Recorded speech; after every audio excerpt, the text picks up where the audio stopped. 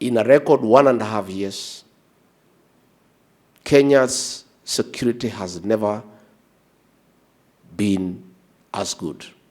Not a single act of terrorism that has been committed in Kenya because of prudent intelligence collection, sharing of intelligence, and being proactive in making sure that acts of terror do not take place anywhere in our soil. Issues of bank robberies are a thing of the past. Carjackings are a thing of the past. Muggings are things of the past. Kenya is great again. First and foremost, we do have political stability. And everybody now is busy. Politics are down.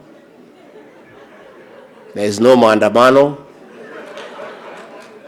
And we are back to the right trajectory in terms of economic development. That is political stability. Again, in Kenya now there is political tolerance. Everybody is allowed to say what you want, criticize the president, criticize the deputy president, even say he has not gone to school. Say whatever you want to say. But don't break the law. Don't destroy people's property. And respect the rights of others to have different views. Again, there is transparency and accountability. Ours is an open government. We are an open book. Our cabinet secretaries go to Parliament every week to answer questions on the floor of the House on what they are doing in their ministries. And they are taken to task by members of the National Assembly and the Senate. And the president is clear, answer all the questions. Our government is ready to be oversighted, to be corrected, and to be criticized in a constructive manner.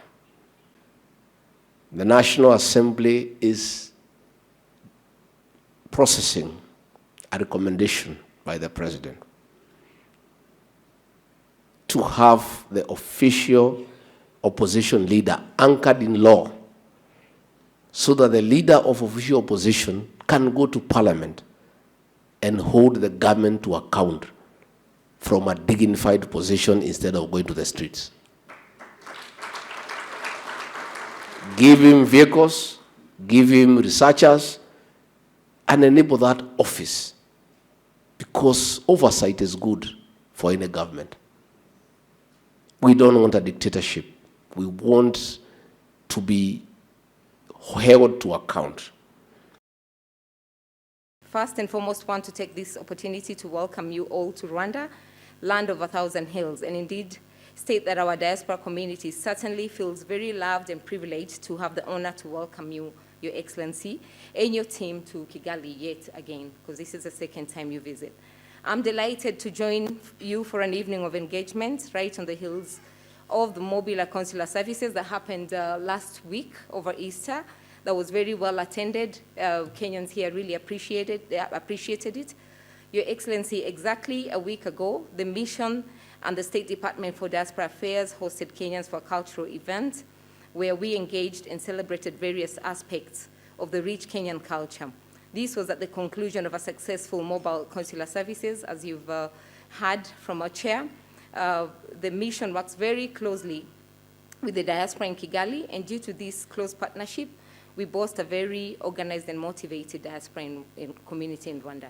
I think we're one of the most privileged stations in terms of diaspora engaging with the mission, because they're very organized body, as we've all heard.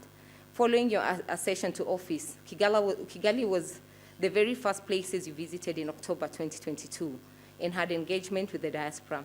At the time, we had an opportunity of hosting you and your team at a popular Nyamachoma joint run by one of our own. We have since then hosted various diaspora engagements with the former CS, Dr. Alfred Mutua in 2023, and the PS Diaspora Affairs twice. This is her third time. In 2023, she was here twice. We also had the privilege of hosting His Excellency, the President of the Republic of Kenya, His Excellency Dr. William Samoei Ruto, on the 5th of April 2023, when he came for a state visit here, and the diaspora had a very fruitful engagement with him. I highlight these visits, Your Excellency, to underscore how this government has prioritized the diaspora and diaspora engagements in order to enhance and create synergy with the diaspora in nation building. During these engagements, Kenyans have raised various issues, key among them being Kenyans in distress who require government intervention, challenges experienced in consular services that I'm glad to report that are currently being sorted out. I'm happy to report that as a mission, we have received support from the State Department of Diaspora Affairs in these two areas. We have been able to repatriate Kenyans in distress and get them home safely. To address some of the challenges previously highlighted on access to consular services, I'm happy to report that last week we carried out mobile consular services in two stations in Rwanda, one in Gisenyi and one in Kigali city. And the turnout was a testament to how much these services are needed by Kenyans. Some of the services include passport applications, ID applications, processing of birth certificates, among others. Due to the high number and system challenges experienced during the exercise, the majority of Kenyans were not able to complete their passport applications. We have already shared with the PS. I think we also did a letter before she came here today to just request that, if possible, she can send somebody for a day or two to come and complete the exercise. And she's obliged. We will wait to hear on when the officer will be on board. We've received a request from Kenyans seeking to have passport officer back, and that has already been shared with the PS.